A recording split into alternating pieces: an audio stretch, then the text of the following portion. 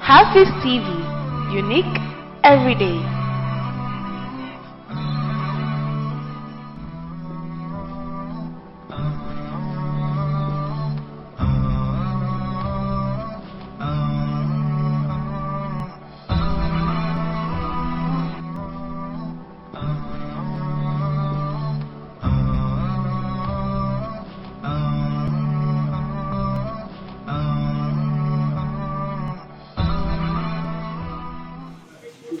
We will first of all need your maximum attention and your silence so that the information will actually sink in.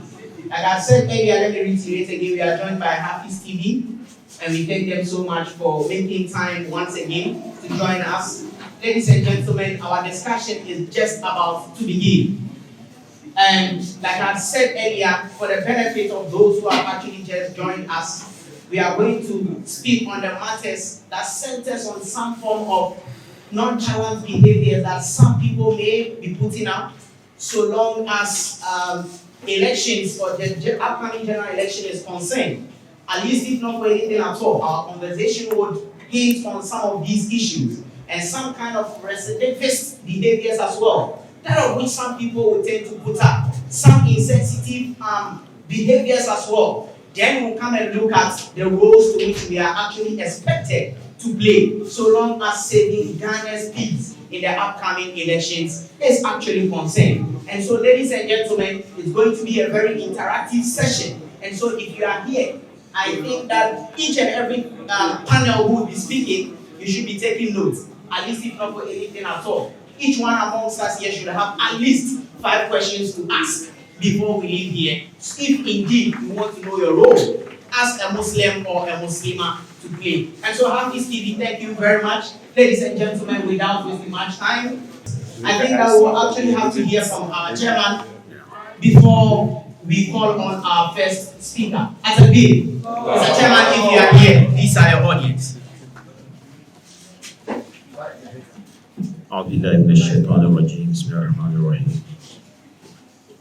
Assalamu alaikum wa rahmatullahi wa barakatuh. Wa alaikum assalam wa rahmatullahi wa barakatuh. I see it as a privilege for me to be with you to address this topic, something that is very dear to me. If I remember correctly, the last time GMSA organized a program like this was in 2012. Also, it was an election year. And I remember clearly being part of a panel like I am today to discuss the need for Muslim youth to contribute significantly to peace in an election year.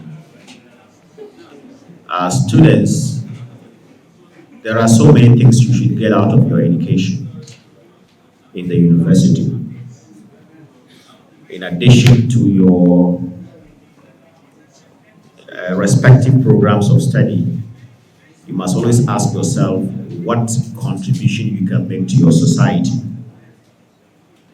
And it is not the regular courses lectures you attend in the lecture room. These are not the only places that build your intellectual capability and position you to serve your community. Programs like this are important. And so I'm also delighted to have with me here the 2 distinguished personalities here. I'm very sure that you're going to learn a lot out of the submissions that they will make. And so I urge you all, don't see this as just another GMSA program, okay, where you are here to have a chat with friends, etc. See yourself like you are in the lecture room. Of course, you're not going to write an exam on what you're going to hear tonight. You won't be questioned. Nobody will ever ask you what did you won't have to answer questions about what you heard tonight. But the things that build you intellectually and position you to serve your community and to make an impact on your community are often things that you learn out of the lecture room. The things that you learn out of the lecture room in programs like this sometimes can prove more important. And just to be clear, when they say you are in a university and so you are respected for being a university student, it's not only because of your grades, it's not only because of your GPA, but it's because of the range of opportunities that you can avail yourself to that will build you intellectually. Okay, so I urge you all to value this encounter, pay attention to our presenters, and inshallah we will all leave here more enlightened and more prepared to contribute towards peace in our communities and in the rest of the country as a whole. Thank you so much, and I hope you will all cooperate so that we all learn and get the best out of this program, inshallah. Adib, Chairman, University of Ghana, GMSA, students who are actually seated currently, they are very cooperative in nature, attributes, and character. And for that, I can assure you, I hope our discussants are actually very ready for us. And quickly, our first speaker happens to be an alumnus of University of Ghana, GMSA. He has served GMSA throughout his stay on campus, and currently he is actually a student at the Ghana School of Law. Ladies and gentlemen, with a round of applause, let's call on our first speaker or first discussant, who is the person of Mr. Hassan Timtooni. Adib.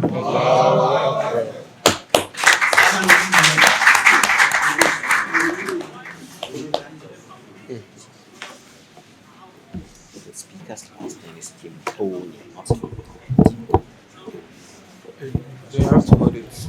Hold the two. You hold the two. Yeah,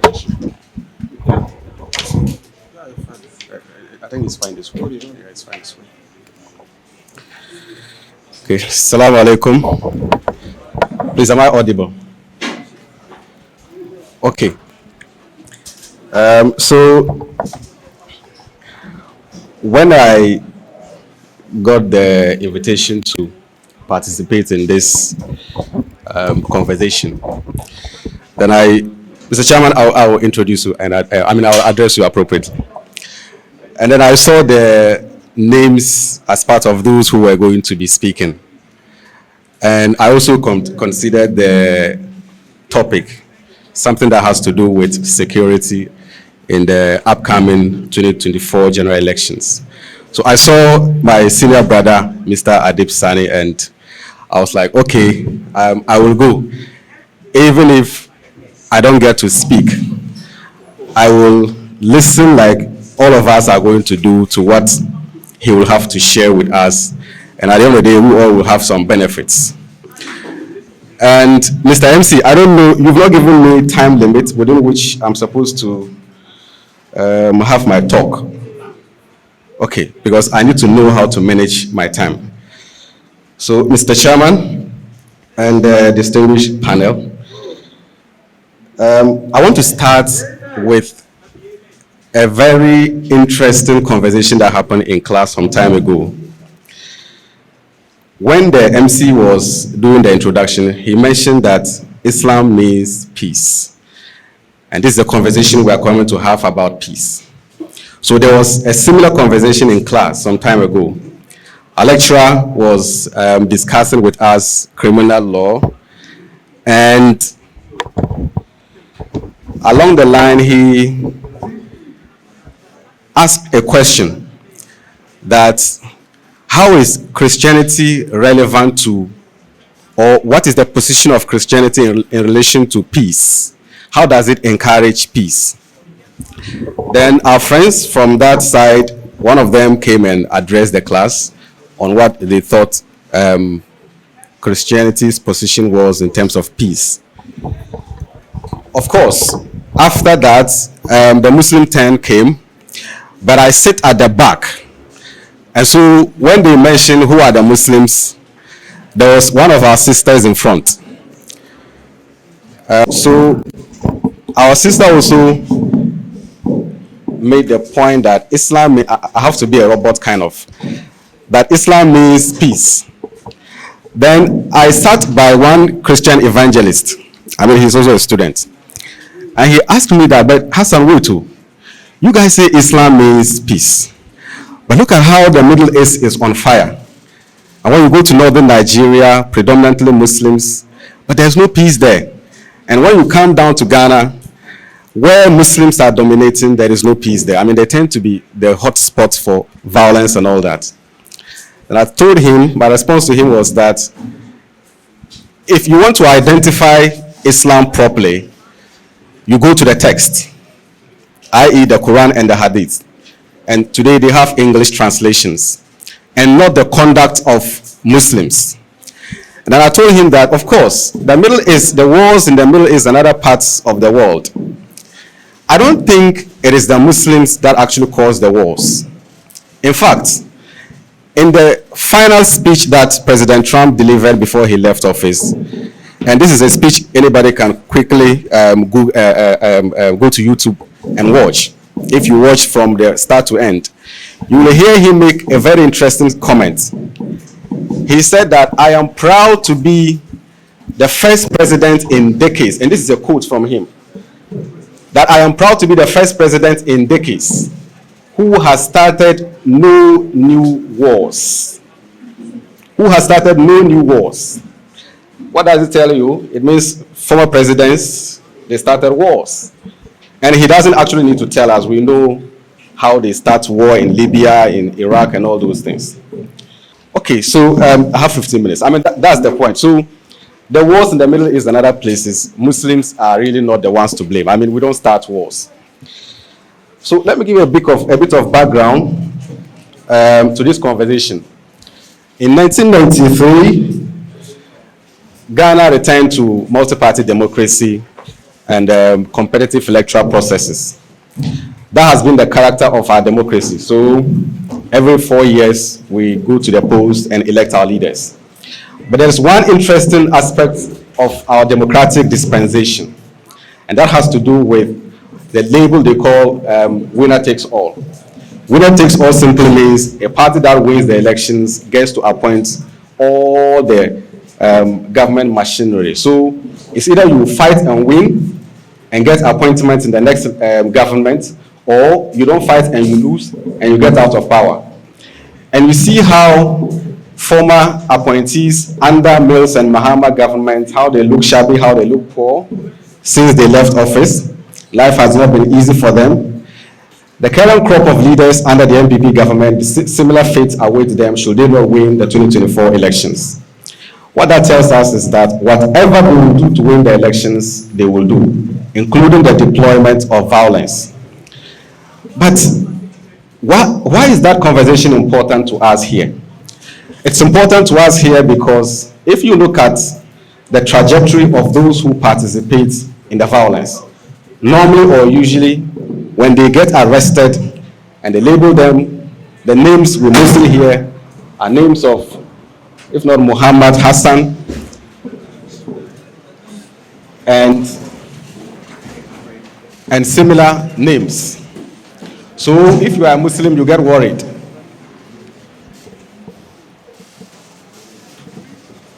If you are a Muslim, you get worried, and we get to have a cause to have the conversation we're having now. Now, the role Muslims play in these interplay of events are that, number one, Muslims are easy prey when it comes to recruitment of people into the vigilante groups. Now, what they do during registration processes and election proper, which undermine the peace of Ghana and put our names to shame, are the offenses I intend to elaborate on briefly, because I don't have too much time. So the first is the hooliganism. So, because Muslims sometimes are loud and prone to violence, all that they have to do is to identify some individuals who are Muslims. Of course, they will get some, a few other non-Muslims and add to them and form the militia group. And then at the polling centers, they go and foment trouble. Now, what we need to take note of is that hooliganism is a crime. So when you engage in that, you can easily be arrested. And let me be quick to add that the police don't need a warrant if they want to arrest you, anybody. They may have a warrant if they want, but without a warrant, they can still arrest. And remember, you don't actually have to have committed the crime. The position of the law is that if they have a reasonable suspicion that you actually committed a crime, it is enough for them to arrest you, even if you actually do not commit the crime. This is slightly different from citizen arrest without a warrant. A citizen cannot arrest without a warrant unless there is actually a commission of the crime. So the difference is the police can arrest whether or not you have committed a crime, so long as he has a reasonable suspicion. For the citizen, you cannot arrest unless he actually committed the crime. Then you can arrest him. What that means is that if you go to the polling center and you engage in hooliganism, I already told you earlier it's a crime, the police can pick you up. If you go to the polling stations wearing party colors, it's an offense under our laws and you can be picked up by the police straight away. If you go and you seek to get people to vote in a particular way, i.e., your party is MPP, so because of that you are telling voters, vote for MPP, that is a crime. Because, in fact, campaign ends way before the date of the elections. So, all these are criminal offenses, and mostly, when you find those who commit them, the names you hear are Arabic names. Remember, I didn't say Muslim names. I said Arabic names. But how do we get out of this shameful conduct we engage in that tarnishes the name of Islam? That is to say, what is the core problem that brings us to a situation where anytime crimes are committed, the principal suspects are Muslims? Number one, there is no agenda. And I'm using agenda advisedly, i.e., I don't mean the negative aspects of agenda, as we have it, no, in a positive way. The Muslims don't have any agenda. So, first of all, you see, before you get here, if I want to go here, I should know the route I want to take. I should know I'm going this direction. I should know I'm not going this way, it will be long. So, we don't even have a direction, and we don't have a particular destination we want. Ask any Muslim who is in any superior position whether or not he has conversations with other superior Muslims in society about how to transform the lives of Muslims. None. Throughout my life, in undergrad to Ghana School of Law, I have not heard a single incident where Muslims came together and sponsored one student successfully from first degree to, let's say, PhD, or especially programs where we lagging behind. Let's say medicine, pharmacy, chemistry, those programs, or LLB and things like that. So it means we don't have an agenda. And if you are a minority in a place, everywhere, and you are not having any agenda, what I mean by agenda is that, okay, you have a conversation, maybe you meet often, and then you design a roadmap that in the next 20 years, in the next 30 years, this is what we want to achieve. Then you don't stop there. You begin pooling resources together to make sure you realize that agenda by the time set. That's what I mean by agenda. And it is not offensive to do so. We say, but the Christians also don't have an agenda. We don't speak for them because they are in the majority. For them, when there are scholarships, they will get. When Anas and Manasseh released the scholarship, how many of them were Muslims? Or were not Muslims? So it means you have to have an agenda, not in a negative sense. Have a conversation at the top level. how you can pool resources together to help the Muslim, community in schools to go to school. Because if you look at those who normally are recruited into the militia groups, they don't have education. I am not sure any of us will engage in those activities. Of course, I will speak briefly about the kinds of offenses we also do within the movement. But there's serious violence that we see people commit during election processes. I'm sure university graduates will engage in that. So it means if we have an agenda, in the next 50 years we want to train, let's say 10, 100, whatever number of medical practitioners, or people who complain, women go to hospitals, men they want to deliver men, so gynecologists, we don't like that. But you don't train females to occupy those positions. So you don't have an agenda. And if you don't have an agenda, you don't have focus, you don't even know when things are not going wrong for you. Let alone to put in measures to arrest that. You have no idea. Nothing is going on well. So if we don't begin to have such conversations as to how we can put in measures to create maybe scholarships or have conversations when it comes to employment. Are our people disadvantaged when it comes to employment because of who they are? Or at the workplaces, are they disadvantaged against because of who they are?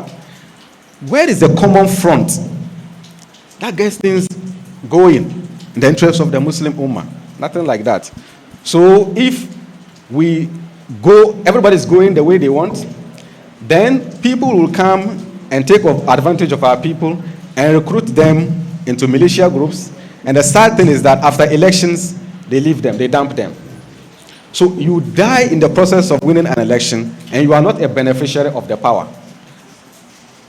Because your people, those who are leading you, don't have agenda. So it is something we have to look at. Now, what are the crimes we can also commit as students? When the transfer of voting was taking place, normally students would be asked to be taken to a particular constituency to register. All of us, it happens to us. They say, we're busing you to this polling station or constituency for you to register. Now, the danger is that if you are not from the area and you go there to register, remember that people don't know you. They don't know you. Chances are that, this is Southern Ghana, chances are that you don't even understand their language. Maybe they are Ghana-speaking people. You don't understand their language. But you want to go there and register. On the election day, if you go to vote and they say you should not vote, and there is a scuffle, you will be picked up. You will be arrested because you don't come from that area. So you can be arrested. And one thing that should not cross your record as a student is to ever be arrested. I did not say be prosecuted, but arrested on account of, criminal charges.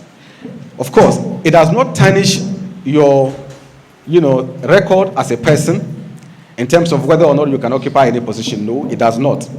But that idea that you were arrested brings some psychological trauma, and you don't want to go through that. So if you are a student and someone is taking you to a constituency you are unfamiliar with, and a person is taking you, promising to pay you money or give you a job or something like that, please don't go. You either go back to your constituency and register there, or you register on campus. If you register on campus, you have a right to vote here by virtue of your studentship. But if you are taken away from campus to a particular police station or constituency, you have no idea of, you are endangering your life and you are a precious life. University of Ghana student, you are a precious person we need. So you don't want to do that. Another thing I want to speak about is discrimination. I mentioned earlier in the job market. And you see, I need to bring this caveat. When I was talking about the agenda, it is not in the interest of the Christian population in Ghana if Muslims are not doing well. You see, when you go to China and you look at cities like Beijing and Shanghai, you will say China is a developed country, very developed. But when you go to their inner cities, they are as deplorable as we have in Ghana. Very deplorable towns. When you go there, you will have a different perspective about China. They will pull China back. What that means is, for China to attain aggregate development across board, they have to pull along those, small towns that are not developed. They have to pull them along. So, if Ghana is to develop properly, so-called, then the Muslim population and the Muslim communities also have to develop. Remember, if the Muslim communities are not developed, the Christian community will not have the peace of mind to sleep in whatever mansions they have. They will not have the peace of mind to drive whatever expensive cars they have or they buy. The reason simply is that if the Muslim community is left on its knees, they will produce armed robbers that we don't like. They will produce hooligans that we don't like. All kinds of bad characters will come from there, and they will come and deny you your sleep.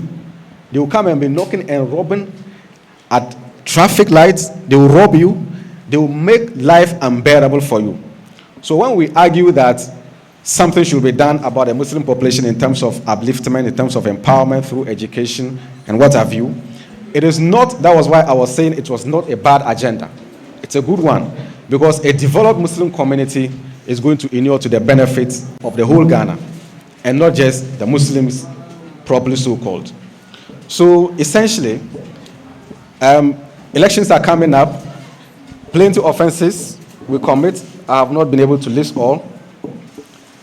But as Muslims, we already suffer the bad image, the bad tag that people have for us anytime criminal matters come up.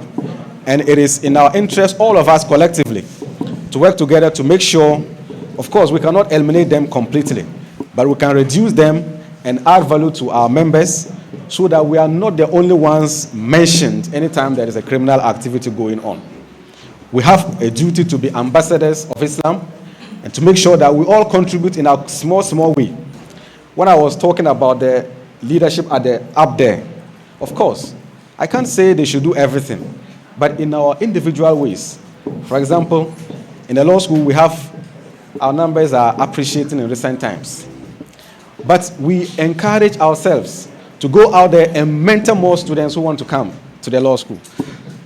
I happen to even be organizing extra tuition classes for those who want to write the entrance exam to Legon, GIMPA, UPSA, and all those faculties. Of course, I do it at a fee. But if it comes under a Muslim agenda that, like anybody here has the interest, because there were times I met some Muslim students, I did not take anything from them. And I don't know if any of you will know Nasrin Zankawa, she's still at the Legon Law School. There was another, what is her name? She left, she abandoned the program and left for the US with her husband. But at least two sisters, some 3 years ago, when I organized the class and they joined, I made them not to pay anything because they were Muslims, and I was very happy that they took the initiative to, apply to the law school. So they didn't pay anything. If you know Nasrin, you can ask her. She did not pay anything, but all others who were non-Muslims paid, because I had the interest to make sure that I encouraged them, to enroll, and all of them passed. They all passed except the Aula. She's called Aula. She left for the US. So if anyone has the interest, whether the person is here or elsewhere, and needs mentorship, I'm available. There are other Muslim, law students who are interested in mentoring students, so we can help you from application process through admission, because it is highly competitive, especially Legon, and you completely need guidance as to how to prepare for the entrance exams and the interview. And finally, when you get admitted, that is when the job actually starts. If you don't have relevant guidance, you may quit because it's tough. But with guidance, you will be fine. So that is a small thing we all can do in our individual capacities to help, so that we can build the next Muslim generation of superior professionals who can contribute immensely, to the development of Ghana and to making the Muslim brand one of honor and not one that is associated to all kinds of hooliganism and all those things. That one that is not under the name of our prophet and it does not under the name of our deen. So essentially that is, I have to end here. If there are questions, of course, I'm open to take them. And yes. Yes, we'll come to the question session. At-takbir. At-takbir. The takbir is not as louder as I have anticipated. At-takbir. Essentially, ladies and gentlemen, we have been given some legal basis so long as safeguarding Ghana's peace, taking into cognizance our role as Muslim youth is concerned. Of course, let me quickly run us through some of the very few but important submissions that of which we have been given. If not for today, ladies and gentlemen, it had never appeared to me that agenda actually has two aspects, positive and negative aspects. And the reason is because in Legon, the moment you address someone as an agenda boy or agenda girl, those who know, they know very well. And they know that such a person is a schemer.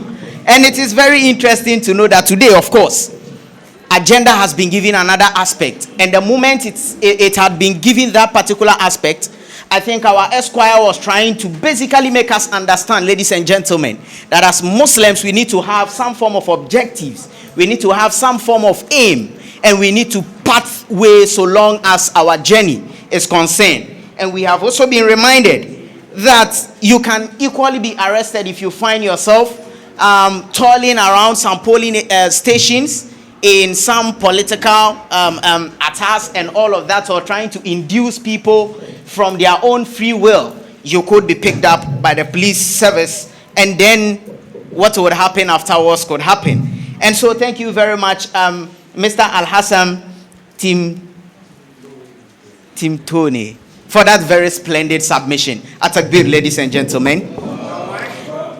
In a nutshell, empowerment, upliftment are all means to which Muslims can use as a bait to actually empower our brand. And so each one of us here, our role today is that you ask yourself, from what our first discussant has stated, as a Muslim, you identify your little skill, what exactly you can do, and then you ensure that you expand that scope in order to imbibe that knowledge or that skill into others. Just as he had stated and used himself as a classical example, that he, as he seated, had been helping some Muslim students at no cost, right, Mr. Esquire? At no cost. But of course, someone might be thinking, but those that actually came under your guidance were all females. What about the males? If we come and they are Muslims, are they also going to be free? For the avoidance of doubt, they are equally going to be free. And so thank you very much. At-takbir once again, ladies and gentlemen. Quickly, we'll be moving to our second discussant. And this gentleman happens to be a CEO. He personifies Chief Executive Officer. When I actually assessed the way he was walking alone, I realized that this is a very distinguished individual. For the avoidance of doubt, a colossus for that matter. I have the singular honor to call on our second discussant who is going to address us.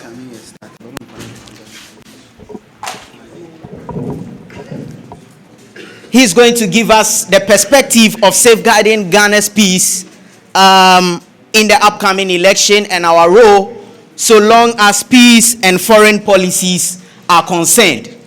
Ladies and gentlemen, please, are you ready for us, Mr. Chair?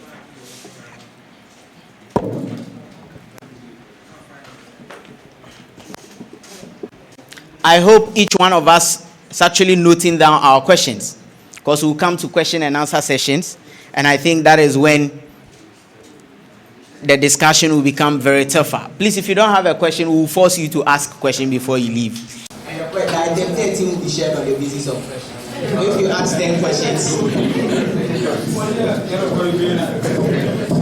So, ladies and gentlemen, if you ask 10 questions, what it means is that tonight you'll be going to your rooms with 10 different packages of item 13. If you ask 0, it means that you'll be going into your various rooms with 0. So the more you ask, the more your item 13. Our second discussant, ladies and gentlemen, is in the person of Mr. Adib Sanni. Mr. Adib Sanni. Atakbir, ladies and gentlemen.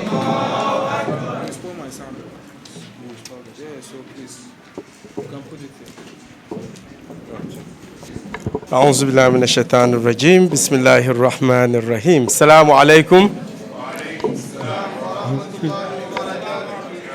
He said the way I was walking, I was actually limping because my feet is hurting. I hurt my toe and the shoe. When you met me outside, wasn't I in slippers? I changed into my shoe at the car park. Of course, I wanted to look presentable. Thank you so much, Allahu Akbar, for the opportunity, Mr. Chair, Mr. Timtooni. The name sounds Dagumba. Dagbandonya. Oh, I see. Naunzo. Naungafara. You know, I was born and bred in Tamale. Okay? And if you stay with the Gumbas, you become the Gumbas. Look, there are Evers who are more Dagumba than the real Dagumbas. And my father is, my great-grandfather is a Wangara. They were Malams, and they were traders at the same time. They came from Niger, Mali, Guinea towards the coastal areas to engage in trade. So when they came, they settled in the north, and they were also engaged in Tibu, Malantaka, providing Malam services, especially to the chiefs. So the chiefs were so happy what they were doing for them. So they grabbed their daughters and gave to them. So you see, father side, Wangara, mother side, Dagumba, our mother side, Gunja. That is how come we are mixed. But once you grow up amongst the Gumbas, you automatically become one. MashaAllah. Thank you so much for your perspectives. You see, I can talk for 10 hours, so to speak. But I would wish to engage you. I wouldn't want to. Of course, you think I would come and impact knowledge. You also need to impact knowledge. I want to learn from you, okay? So as time goes on, I'm sure there will be new perspectives. So we would all get to learn from each other. So as much as I can, I'll be as brief as possible going into my submission. Like my brother said, I mean, there's a lot of misconceptions about Muslims. These days you hear about terrorism and all that. But the hard truth is, are they really Muslims? Do they stand by the values of Islam? Because according to a US State Department report, 90% of the people killed by terrorists are actually Muslims. So if you say you are defending Islam, you are protecting Muslims, and you take a Kalashnikov or an AR-15 or M16 and enter a mosque and spray Muslim worshippers, yet you claim to be a Muslim, I doubt. And a lot of the terrorist groups, based on my work, I mean, I've done a lot of work on these terrorist groups, you'd realize that they use Islam as a convenient way of convincing you to join them. We are protecting Islam. But when you go deeper, you'd realize it's about money, it's about resources, it's about power. Okay? So let's not get that mixed up. Ghana, like we always say, is an island of peace and prosperity in a very turbulent sub-region. We know what's going on in Togo. Eyadema wants to go forever. Nyasimbe, sorry. He wants to go forever because he wants to become a prime minister, and so he can extend his rule. There's been terrorist attacks in the northern part of the country. Currently, Burkina Faso, according to the Global Terrorism Index report, is the world's most affected country. That is the last year's reports against 2022 after Afghanistan. More than half of Burkina Faso is in the hands of terrorists. Ivory Coast, I think it started somewhere 2015, 2016 at the Grand Bassam when we had terrorist strike, and since then they've also grappled with terrorism. Niger, Mali, Guinea, and the rest. So you realize that Ghana appears to be the only peaceful country amongst these countries. However, there is no room for complacency, especially as we go into this year's elections. I mean, I always say that we are at the precipice. This is the most important election since the inception of the Fourth Republic. And people go like, every election is important, right? But this time around, the level of desperation amongst the various political actors is quite nerve-wracking. Even during the voter registration exercise, we've seen the number of violent events that characterize some of the exercises in some parts of the country. Some are willing to bury 10 cows in a pit and set them on fire and stand there, watch them until they die before they are buried as a ritual to winning political power. This is something that happened. And they are Muslims. Interestingly. Okay? And now we're talking about misinformation and disinformation. It is a major issue. AI, a group of experts, I mean, I'm talking to students, so let's be scientific, okay? A group of experts met and said that it is too late for us to do anything about AI's capacity and capability to influence the integrity of elections in the UK, which is on the 4th of July, and in the US. And so they are calling on social media sites to indicate that this is an AI-generated political content. Okay? Because AI is used to spread misinformation and disinformation. And that has the potential of marring the beautiful democracy we have enjoyed over the period. Secondly, at the last election, some Ghanaians died, right? Not a mosquito has been held to account. So what does it tell you? If you are going to die, make sure you don't die during an election because nobody would be held to account, okay? And on the other hand, what it also means is you need to take every means possible to protect yourself, even if it means arming yourself, else somebody might hurt you. So the culture of impunity, and in criminology there's something we call rational choice theory.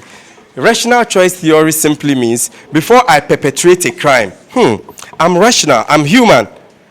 I'm able to juxtapose the risk against the reward. If I steal this mic, is there a possibility I'll be caught? What are the risks associated with it? So if there's no possibility of me getting caught, because ABC did it and they were not caught, I would also do it. So I'll steal it. But if the risk factor outweighs the reward factor, I'll be naturally disincentivized as a rational thinking person to abstain, right, from perpetrating the crime. And that is what we call rational choice theory. So because people have been killed, and they were killed by people, and nobody has been held to account, a lot more would be, would have that false sense of belief that we are in a banana republic and you can perpetrate murder and nobody would hold you to account. There's a lot to say, like I indicated, but there's something that I hear very often. People saying we are not angry enough. I don't know how many of you have heard it. Ghanaians are not angry enough. That is why politicians are taking advantage of us. You see, how many of us are pursuing political science here? Nobody. Political science. Okay. Okay, political. I did political science and sociology here. You see, bad governance, and this is important, take notes. It might come in your exams. Okay. There's a table, okay? There's what we call bad governance, which leads to frustration, okay, amongst, let's say, young people. And if nothing is done about the frustration, it leads to anger. And we think in Ghana that anger is the end. Anger is not the end, okay? After the anger there would be what we call hope. No, there will be rejection. So people are angry. Government is not doing anything about it. Then you feel rejected. And after the rejection, there's what we call hopelessness. You have nothing to lose. That is when chaos can break out. So the reason, many people ask this question, why is Ghana peaceful despite the existence of these cross-cutting socio-economic and geopolitical deficits that is causing mayhem in other countries, but Ghana is peaceful? Do you know why? Do you know why? You don't know. You know why?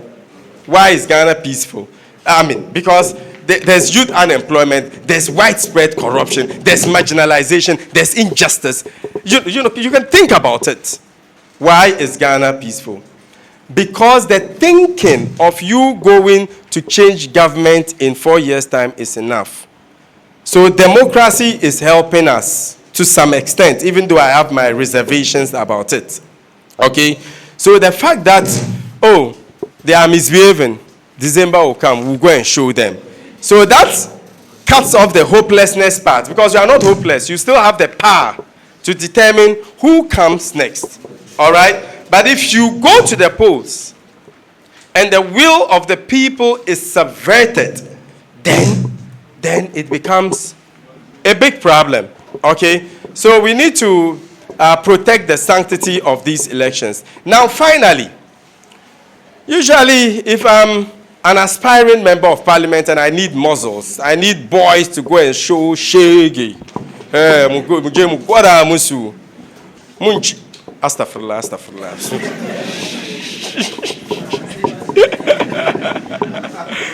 There are children here. Oh, there are children here. Where do you go? Where do you go? Mention the areas. Where do you go? Where? Ashaima. Where? Nima. Abu. Good. Alaba. I love that. You know? Tafu. Akwetia line. Akwetia. Those places. Gumani. Boku.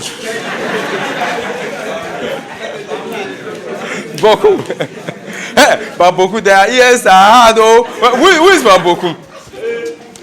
Hey, I swear, you do all. You do all. Hey, Boku. Look, at 12 years old, he's able to disassemble an AK and he's able to assemble it. A small boy can engage the military in a firefight. It's a never-ending cycle, because we are not dealing with the fundamental issues. So why do politicians have to come to the Muslim communities? And with a pittance, 20 cedis, 50 cedis, they are able to get them to go do whatever they wish. And I think it is sad. It is painful. So we have to stand up. We have to rise to the occasion to say, enough is enough. Okay? And these politicians, when they want power, you know them. They would come and help us cook. They would play soccer with us. But let them get them. And you go, kill yourself. Because of, I've had many people call me. Oh, my leg is broken because of politicians. Now he's calling them. They will not answer. You go to their offices. The secretary would ask you, do you have an appointment? You sit there, the people with the ties would come and go and come out. You sit there from morning till evening. Yet you go kill yourself because of politician. Let me say this finally. I went to register my sister's son at Ghana International School. The first day of registration, at the point of registration, you would show your ID card. Before man and Allah, 90% of the children who were coming to register were flipping UK, US passports. Children of politicians. They were flipping it like that. You know? And you are here fighting because of politics. I think it's time to rise up. And I'm hoping going forward, we would get into the nitty-gritty. Please, I beg you, no question is stupid. Okay? feel free, let us engage, let us laugh, let us seek solutions. Thank you. Atakbir. Thank you very much, Mr. Adib Sanni. Indeed, no question is stupid. Feel free and tell us, like I had stated earlier, a question goes with a bag of item 13. No question goes with no item 13. And indeed, with respect to the issues of Ghana's democracy, I remember vividly one time I woke up at dawn and I was actually inspired to drink Kivo Gari. But after taking that Kivo Gari, I had my reservations that at least, if not for anything at all, they had to increase the granite and at least reduce the sugar. So after I had done this particular assessment, I then told myself that, see, come on, Ghana's democracy is actually a liberal democracy. So I picked up my laptop and decided to put forth some very controversial arguments regarding that. I posted them on my social media handles and the rest became a history. Backlashes, arguments, and all of that. I believe that one day we would go into that particular conversation, and I would be very interested that one day probably we would hold kind of social media meeting on this kind of conversations. Ladies and gentlemen, they are very important, and they are discussions that centers around intellectualism. And I hope that one day when I'm given the opportunity, I'll host Mr. Adib Sanni and our chairman as well as our legal representative in our midst. I think that he also stated that Ghana is actually an island of peace and prosperity, and that is actually very true. He has equally given us some historical antecedents why some neighboring countries of ours find themselves in some form of discombobulation, yet Ghana is still very peaceful and prosperous. Ladies and gentlemen, regardless, he says that we shouldn't make complacency, we shouldn't take it for granted. Let us not make complacency our bedrock. And then again, information and misinformation and disinformation, taking into consideration the AI, if care is not taken, could cost us our democracy. These are the words of Mr. Adib Sanni. And he finalized, I think in one of his statements, taught us something in criminology, where it is known as a rational choice theory, if I'm right, Mr. Adib.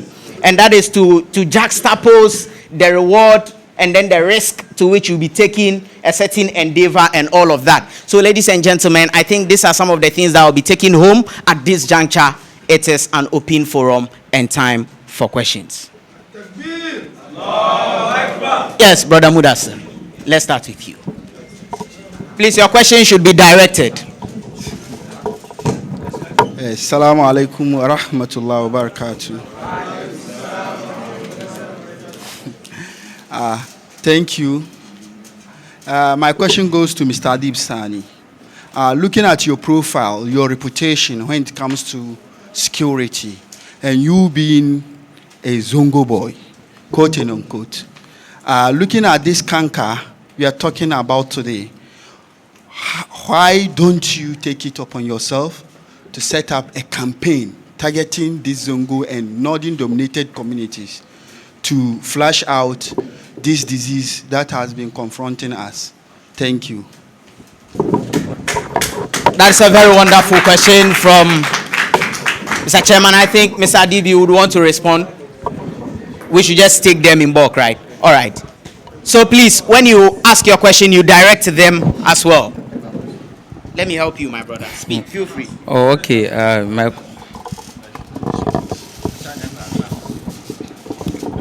All right. So my question will be directed to any of the panelists who will be in support of it. All right. The first question is, there is a saying that, when you wash your dirty things outside, people will know whatever is going on in your house or whatever. So like something like that, I want to base on that and ask a question that, in our various Zongo communities and staffs, our religious sets is a problem in the Zongo communities because you see some people will take their understanding against others. And that causes conflicts, in our Zongo communities. Actually, I'm from Techima Zongo, and during the election 2020, the people who were killed, I actually knows them. And most of them, it's like, they also use that kind of religious sentiment also.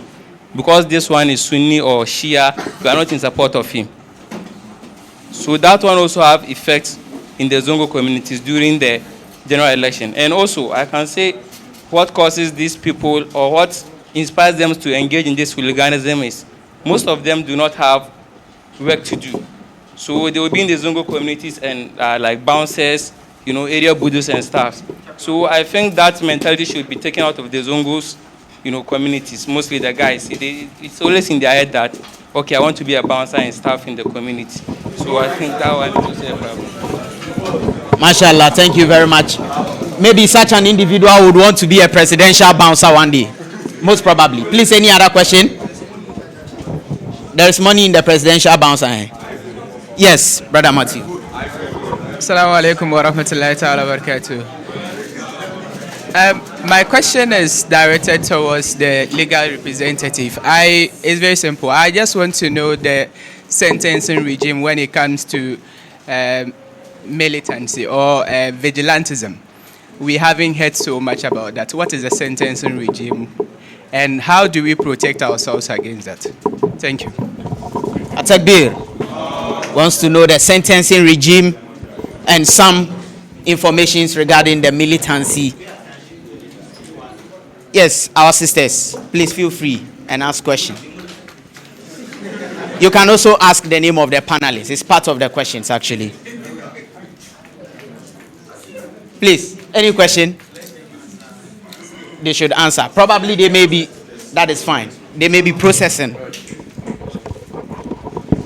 So targeting the Zongos. In fact, it is in targeting the Zongos that I opened my first office at Newtown. Because I provide security services and infrastructure. I got some trainers to train Zongo youth, so at least they rechannel their strength into making money rather than violence, okay? Unfortunately, there's no zeal, there's no will to work. People want money fast these days. The first day, look, some of them, they come the first day, the following day, they don't come to work. I call them, oh, boss, hey, I can, we are quarry. I can debate that we are. That the work is difficult. I was like, have you ever seen work that is not difficult? Even sitting in the office is difficult. So it's been a challenge. People want fast money. People want computer money. And because of the decay in morality in the Zongos, I mean, you are a parent. Your child has just completed GHS. He goes out. He comes back home with a Toyota Camry, a Honda Civic. What's their favorite cars? Benz. Good. Range. Which one? No, the Corolla, they've stopped. Oh, they still do Corolla. Oh, they've stopped. Those days, Corolla Kwame. Or is it Corolla S? Corolla S rather. The Kwame is the old type. Which is why this. And the parents they don't ask, where did you get the car from? What work do you do? When we were growing up in Tamale, it was different. I mean, my father had 25 children. Allah, okay. These days, this genetically modified, your waist cannot stand it. Your waist cannot. And I'm the last of the 25 children. So you can imagine. So me the papa, my head is sweet me. Don't mind me. Okay, so but there were controls. Okay, but these days it has stopped. So we'll try. I mean, I've engaged them at different levels. Currently, my PhD thesis is on the Zongos. So I've been constantly in touch, and hopefully we would have new interventions coming up. And the issue of religious sects is not only exclusive to Techiman. Even in Tamale, we have different ones. Malam Basha, Zamio, Afa, Jura, and the rest. And it is very incendiary. Okay, I'm working very closely with the diplomatic community, and it's one issue that has taken precedence, and hopefully we'll seek ways to address it. And finally, let me just chip in a bit of your question. The sentencing regime. Sorry. I mean, I'm not going into the nitty-gritty. I'm not a lawyer, okay? But in Ghana, we have all the beautiful laws, very sweet-looking laws. But you know our problem. What's the problem? That is the problem. Okay, so I wouldn't go deep. I'm sure my brother Timtooni would address that. Thank you. Thank you very much, Mr. Adib Sanni. The control system in Ghana has become very appalling. Okay, so first of all, our electoral laws, has some characterization for these engagements when it comes to organized crime, so to speak. I'm using organized crime advisedly. So when two or more people come together as a unit and their aim is to go and cause mayhem at venues for elections or polling centers, when you are caught and successfully prosecuted, so when it comes to sentencing regime, we have the minimum you can get and the maximum. Now, the majority of our electoral laws, the minimum sentencing you can get is number one, caution or reprimand. So people don't know that caution or reprimand is a form of sentencing. You can commit a crime when you are arrested and successfully prosecuted. The judge can just reprimand you. Reprimand simply means to undermine you, insult you, and use offensive words against you, just to let you know. You saw what Atuguba did to those who were convicted for contempt of court. Atubiga, Ken Crunchy, and those people. They were criminally liable for contempt. And Atuguba gave it to them at the Supreme Court. He gave it to them. That is one way of sentence, and that's the minimum you can get. The maximum you can get is 2 years imprisonment. So if you assemble yourselves to go and cause mayhem, and you are caught, all of you, the only problem, like my brother Adib said, enforcement. The moment they are caught, the big man whose bidding they went there to do would go behind the law and free them. So you don't even see what happens to them. So that's our challenge. Let me also comment briefly on the sectionalism thing about Islam and all those things. So one of the problems we have, and I think efforts are being made to correct it, we tend to look at everything in the light of litigation. Let's go to court and settle matters. But we can also adopt negotiation as a means of resolving disputes. So if you look at what is happening, for example, in Tamale, it is just between two mosques, the Basha or Bayan Mosque and then the Ambariya Mosque. Now, these two mosques, they have leaders. So the Bayan Mosque is led by Malam Basha. He's there. He's an old person. The Sunni Ambariya Mosque is led by Sheikh Said.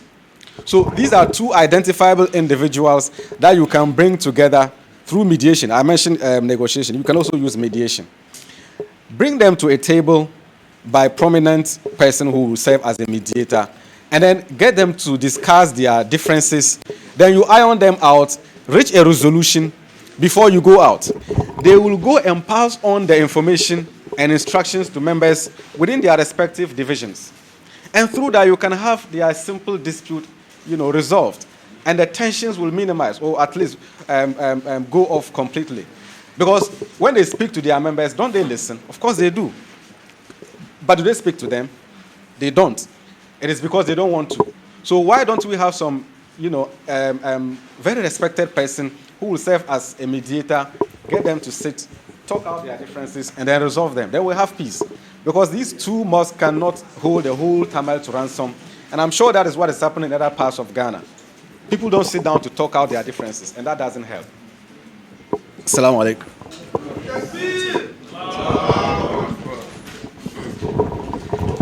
I want to contribute to the two issues. I'm not a lawyer. But I think that sometimes we make the mistake and we think that, okay, so earlier on, Mr. Adib Sanni talked about is it rational choice theory? And if we decide to weigh the benefit and the risk when it comes to electoral violence or hooliganism, then we are making a big mistake. What our brother has just said is what is written in the law. Minimum sentence is a reprimand. Maximum sentence is 2 years. Do we know what the reality is? The reality is that the maximum sentence is death. If you are lucky to get arrested and be taken to court, that is when you will be thinking of, okay, will I get a reprimand 1 month, 1 year, or the maximum of 2 years? If you're not lucky, you are going to die. And like the Gombe say, when you die for politicians, it's like the death of a dog. Nobody will ask.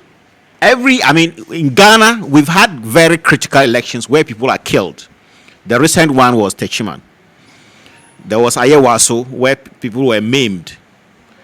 There was Agboboloshi some years ago. People got killed. Nobody will ever get prosecuted for killing you. It's not going to happen. So you are students, and I appreciate the fact that you want to understand the law and you can use it as part of your education. But let's go beyond the strict legal regime that we are in, and let's get practical. What is practical is that you could die, and that is the maximum sentence. Practically, that is what it is. Okay? Now, with regards to violence or disagreements between various sects and Islamic sects and leaders, again, let's look into it more deeply. And if we look more into it more deeply, we will realize that it is not actually Islam. The differences between them is not about Islamic doctrine a lot of the times. It's not about whether somebody is defending Islam and another person is not defending Islam. It's not about whether somebody's doctrine, it's not necessarily about whether somebody's doctrine is wrong and the other person's doctrine is right. It is about leadership. The quest for influence, the quest for dominance. Each group wants to say they are the most dominant. They are the representative of their sect. If it were about doctrinal difference, then we wouldn't be getting these problems between Sunnis or within Sunnis and within Tijaniya sects. We have a lot of cases where some Tijaniya Malams do not see eye to eye. Meanwhile, they are both Tijaniyas. The example in Tamale, they are both Ahl Sunnah. So why can't they see eye to eye with each other? So it's not about doctrine. Of course, they will frame it as if it's about doctrine, as if one is right and one is wrong. But it's about leadership. It's about influence. Okay, and I'm happy that it has come up here. We need to develop critical minds and ask questions about what sometimes our leaders do. It's not only the national politics that we should question our leaders, that we should develop critical minds and analyze what they say. Even our leaders within our communities, our religious leaders, our traditional leaders, let's develop critical minds and question what they say and what they do. If somebody is there to guide you, to teach you Islam, to draw you closer to Allah, and he has the platform to do so, and he spends half of the time or the entire time talking about somebody else, condemning a fellow Malam, that is not Islam. How does that get you closer to Allah? That's the question you should ask yourself. How does that increase your knowledge of Islam? How does that increase your Eman? How does that make you a better Muslim? Ask yourself this question. Okay, so it's not about Islam. It's about leadership. It's politics, actually. It's politics practiced in the name of religion. Okay, and so let's not get swayed let's be vigilant and not get swayed, because sometimes we have young people like you here, sometimes highly educated people taking part in such problems, and that is why it is actually a problem in our societies. If it is limited to just the leaders, it won't be a problem, but the young people sometimes will cheer them up, record them, play somebody's one malam's insults and condemnation to the other, and then the problem gets worse. Okay, so in all these, as intellectuals, it's good to know what the law says, it's good to understand the nitty-gritty of the law, but let's get practical. And somebody was asking Adib Sanni what he's doing. That was a good question, but by the time we leave here, we should all answer that question for ourselves. What are we going to do as ambassadors of peace in our communities? Thank you very much, Mr. Chairman.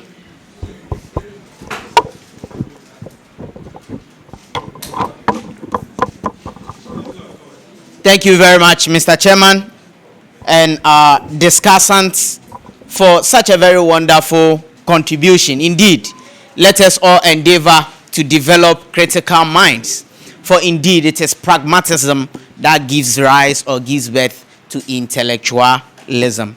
Ladies and gentlemen, we are bound and we are far behind time, and due to that factor would actually bring it to a halt with regards to the questioning. And let me remind you all that we have heavily been sponsored with some kind of inflation support from Legon City Mall, and we are saying thank you to them.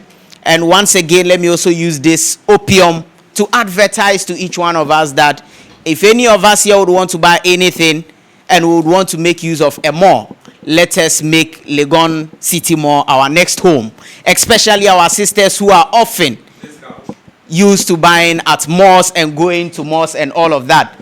In case you have nothing to do at all and you want to expend time, I'm available. You can take me along and we'll go to Legon City Mall. So ladies and gentlemen, we'll quickly be handing over some citations, and we would want to call on our chairman who would be giving out those citations to our discussants. I would want to do that in the next 2 minutes. So chairman, we would want to have you here.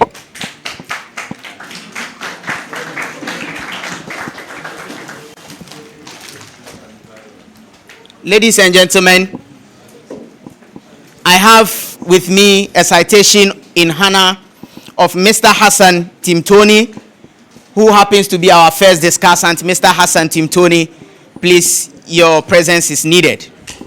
And with your attention, ladies and gentlemen, I would want to quickly read what is on the citation. In recognition of your esteemed participation in the 32nd GMSA UG Week celebration and your valuable insights in a panel discussion held on May 30th, 2024 at the Elizabeth Francis Say Hall Conference Room, University of Ghana, on the topic Safeguarding Ghana's Peace in the Election Year, the Role of Muslim Youth. Your expertise and commitment to the public service have significantly enriched our understanding and inspired the Muslim youth to actively engage in maintaining peace and security on campus and in Ghana at large. Thank you very much, Mr. Hassan Timtooni. Atakbir. Then again, this is a citation in honor of Mr. Adib Sanni. Atakbir, let's give it up to our incoming PhD holder, and I think sooner or later we'll be addressing him as a doctor as well. And I think this is of the same content as the first one, and due to time factor, we would want to escape that as well. Thank you very much for your attention, and thank you very much, Mr. Chairman, for doing us this honest. So quickly, ladies and gentlemen, would want to have within a minute or two some closing remarks from the chairperson. Then we take our vote of thanks, then the refreshments, and we call it a day. Call it a night. Call it a night. The ladies didn't contribute. They didn't ask questions. Possibly they will do that backdoors. Or Anybody has a question? Let's make our discussants happy. I'm going to take this opportunity. Hello, can you hold the distribution for a minute? Otherwise, we will lose people's attention. Our discussants are not happy because they've not heard from the ladies. Is any lady here interested in making them happy by just asking one question or making a contribution? Yes, excellent. Okay, so okay. How can we tell people that that is not the case? We want them to know that we are not the actual cause of this violence during our elections.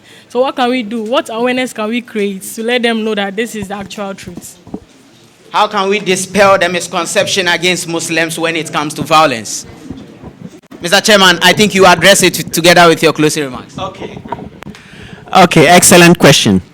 I want to rephrase it. Unfortunately, we cannot say that the Muslim youth are not involved in violence, because that's the reality. That's the truth. We say it today, and next day or on the 7th of December, we may be exposed. Okay? Or we don't have to wait till the 7th of December. We will just be referred back to 2020. Those who died in Techiman, who were they? Were they Muslims or Christians? Those who got maimed during the Ayawaso West Wogon by-election violence, where they go into the records, and many of them bear Muslim names.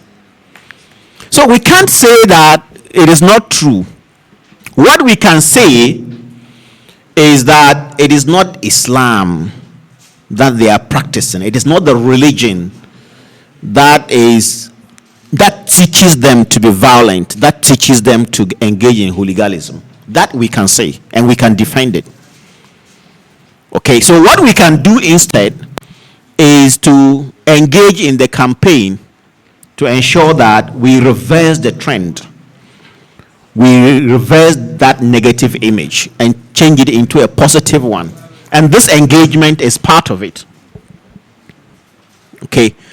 And if you ask me, for those of us here, what we need to do, the first ingredient, the first requirement or prerequisite for us to change the narrative is for you to have self-worth. Believe in yourself. Believe in what you can contribute to your nation or to your party. If you are a party person, if you call yourself NPP or NDC, don't get admitted into the class of foot soldiers. Don't do that. If you do that, you're cheating yourself. You can do much better. I'm not saying that once you join a political party today, then you must be part of the top executives.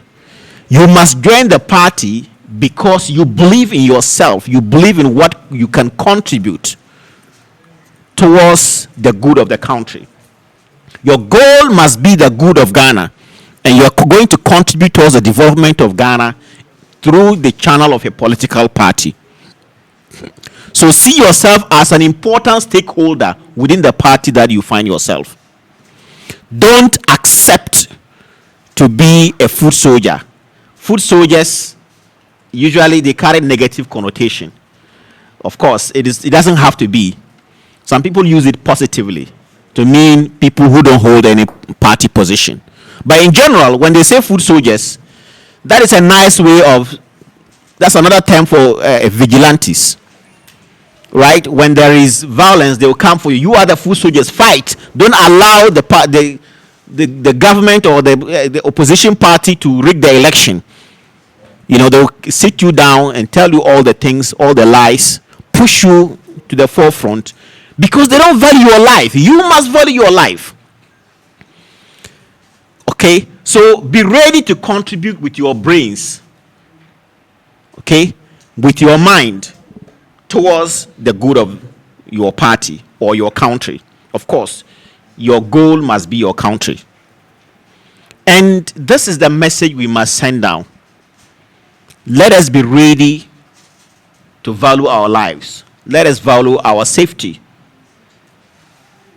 And let us be ready to contribute towards the good of Ghana intellectually. And all of you here, I hope, I can't stress that enough. You are in the university to become intellectuals. When you complete, you want to contribute towards the development of Ghana through politics, do so intellectually. Don't underrate yourself. If you underrate yourself, you will be underrated. You will never get the benefit of what you do. The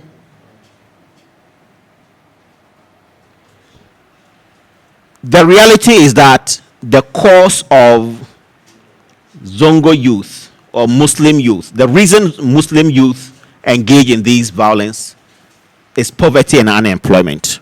That is the truth. And that is the truth about all acts of terrorism and violence and extremism that we see. Extremist acts are not based on ideology, but they are based on the economic situation of a people. Okay? And so, as we live here, we must all reflect on what we can do as individuals and collectively to addressing this.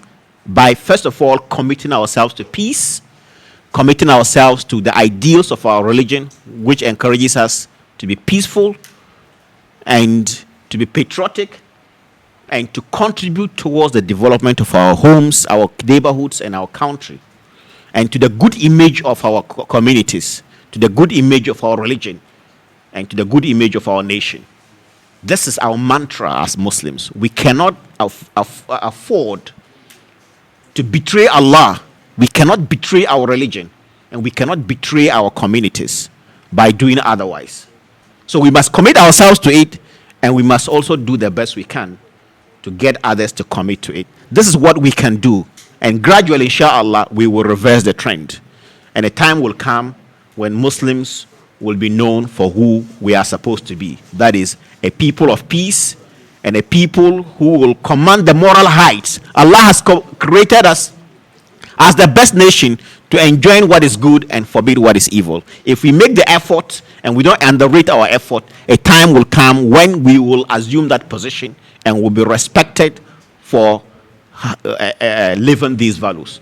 These are the few words I would like to add. Wassalamu alaikum wa rahmatullahi wa barakatuh. Thank you very much, Mr. Chairman, for doing justice to the question as well as addressing your closing remarks. I think in short, Chairman has made us understand that you can be a foot soldier, but do that with your mind. But don't also be a full soldier. That is the difference, Mr. Chairman. I guess I've gotten it in short. Thank you very much. So, ladies and gentlemen, let me remind us that the 32nd GMSA week celebration is still ongoing. And tomorrow, there shall be alumni homecoming at Commonwealth Hall conference room. And so let's endeavor to be present after Juma at 2 p.m. Let's endeavor to be there to actually enjoy the moment. And then again on Saturday, there shall be sports and exhibition. And during these activities, it's going to transpire between GMSA, GAMSU, and Presbyterian, and the others, just to mention a few. So endeavor to find yourselves there as well. And I'm also told that Say GMSA would be holding their GMSA meeting tomorrow after Juma, after Isha. They'll be holding their GMSA meeting. So if you're a resident of Say Hall like myself, do well to partake in it as well. At this juncture, let's take our vote of thanks from our brother who responds to the name Abu Bakr Siddiq. Abu Bakr Siddiq, if you are here, kindly give us, in short, a vote of thanks. At-Takbir. Today, Abu Bakr Siddiq is in a jalbab. MashaAllah. Assalamu alaikum wa rahmatullahi wa barakatuh.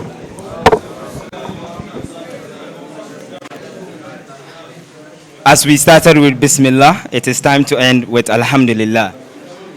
I would like to take this opportunity to say a very big thank you to our discussants for sharing and digesting the topic, safeguarding Ghana's peace in an election year, the role of Muslim youth. They've done justice to the topic, and I believe that they've shared enough information and insight about what our role is as Muslims in the upcoming election period. I will also want to say a very big thank you to our chairperson in the name of Dr. Hassan for honoring the invitation to chair this particular panel discussion. Of course, this program wouldn't have been as smooth as we saw it without our honorable Rashid, who... At this point, to give it up for them. Yes. We say a very big thank you to our Master of Ceremony, and we say a very big thank you to all our attendees here. Without you, of course, we would have just been speaking to the air and the space. We also want to say a very big thank you to our committee, especially our chairman in the person of Mudassir, and our co-chair Imam Hadi, for putting up this particular event. I believe this is one of the memorable panel discussions that we've had as GMSA. So thank you once again for coming in, and have a good evening. Atakbir. If Imam Hamza Salifu is here, kindly join us as a matter of agency. Ladies and gentlemen, the announcement that of which had been shared must be taken into cognizance. Then again, the video of these particular events, for the avoidance of doubt, if you want to replay it, you can tune on to Hafiz TV, subscribe, and then you would enjoy the video. And I'm told SRC Treasurer is in a way joined us. Aspirant. Oh, okay. So I'm told we have a Muslim brother who is actually aspiring to be the next UGSRC treasurer. Our brother, if you are here, Salaam Alaikum. I think, Mr. Chairman, with your permission, could we have him a minute to at least speak to... so, my brother, you can join us. And we hope that in a minute. Salaam Alaikum. No, we are recording it. Salaam Alaikum wa rahmatullah. All right, I'm Kasim Isaka, level 300, major in accounting. And I'm currently contesting for SRC Treasurer. And with a strong background of finance and management skills, I'm well dedicated to manage our finance wisely. And as a proverb says, a penny saved is a penny earned. A work or crucial way of saving money can support our noble fraternity. Let we all come on board and support Kasim's agenda and win together. And I know it's my praise that we all keep this momentum forward to fight to achieve our personal goal. Thank you. Thank you very much. Let me remind us all that the current SRC treasurer is a Muslim, and I think it is important we continue with that legacy. Let us not disappoint our brother, ladies and gentlemen. Mr. Hafiz Hamza Isifu, if you are here, kindly join us to have us the closing prayer. Mr. Hamza Isifu. Hamza Salifu. Oh, your name is Hamza Salifu. Oh, that's nice. I'm told he's the Imam, right? Imam for Commonwealth or GMSA, mashallah. So thank you very much. You will be giving us the closing prayer. At this particular juncture, ladies and gentlemen, it was so wonderful meeting you, and I enjoyed today's session. Once again, my name is Sedu Rashid, former Speaker, University of Ghana Parliament House, currently serving as the chairperson for Parliamentary Correspondent for University Students Association of Ghana. And at this juncture, I say bye-bye to us all. Alhamdulillah wassalatu wassalamu ala khairu khalqillah. Alhamdulillah alladhi hadana lihadha wa ma kunna linahtadiya lawla an hadana Allah. Allahumma ya alif salli wa sallim ala al-baqi wa nuktati wa shaqlati ya dhal jalal wal ikram. All praises due to Allah. We started the program in His name, and alhamdulillah, ending it in His name. We pray that we all get to our places safely, inshallah. ربنا ظلمنا أنفسنا وإن لم تغفر لنا وترحمنا لنكونن من الخاسرين. ربنا آتنا في الدنيا حسنة وفي الآخرة حسنة وقنا عذاب النار. ربنا لا تزغ قلوبنا بعد إذ هديتنا وهب لنا من لدنك رحمة إنك أنت الوهاب. اللهم لا سهل إلا ما جعلته سهلا وأنت تجعل الحزن إذا شئت سهلا. ربنا آتنا في الدنيا حسنة وفي الآخرة حسنة وقنا عذاب النار. اللهم اغفر لحينا وميتنا وكبيرنا وصغيرنا وصغيرنا وذكرنا وأنثانا وحرنا وعبدنا وحاضرنا وغائبنا وطائنا وعاسنا وصلى الله على نبينا محمد وعلى آله وصحبه وسلم سبحان ربك رب العزة عما يصفون والسلام على المرسلين والحمد لله رب العالمين. Please let's allow our panel members on the high table to take their leave first. So you can.